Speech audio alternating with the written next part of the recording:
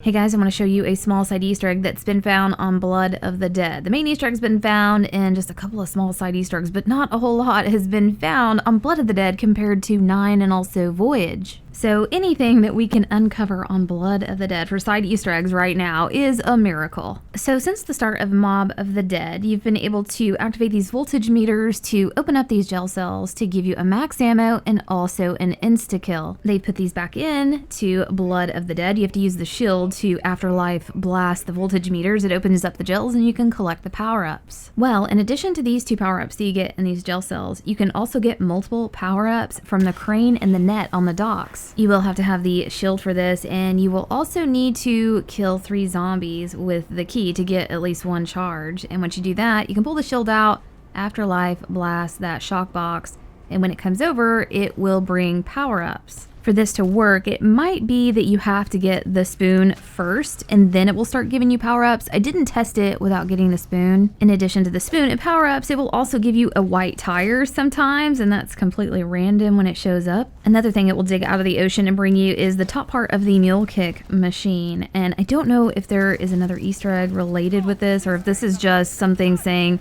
yeah, the parts of the dock broke off and the mule kick machine is under the water. You can see how the PhD flopper machine is almost falling into the water as well. So it's probably just saying, yeah, that's just an Easter egg saying that it's there, but it's under the water. So with the spoon, the white tire, the mule kick sign, or it being empty, it obviously also brings you power-ups. And big shout out to DK Dynamite. He messaged me and said, hey, I just got an insta-kill out of the net with the crane. So we hopped in a game to see how many power-ups we could get and what kind of power-ups and how frequently we could get them. You'll also need to make sure you have the Hell's Retriever or Deemer, because you're going to have to throw it up there to actually capture the power-up. So we were able to get max ammos, insta-kills, and double points. It seemed like the max ammo and insta-kill would alternate. We'd get a max ammo, then an insta-kill, then a max ammo, then an insta-kill. And then after about 4 or 5 times, we finally got a double points. And it was also completely random. We could get like 2 per round or 1 per round or nothing at all. We could try it 6 or 7 times in a row and not get anything,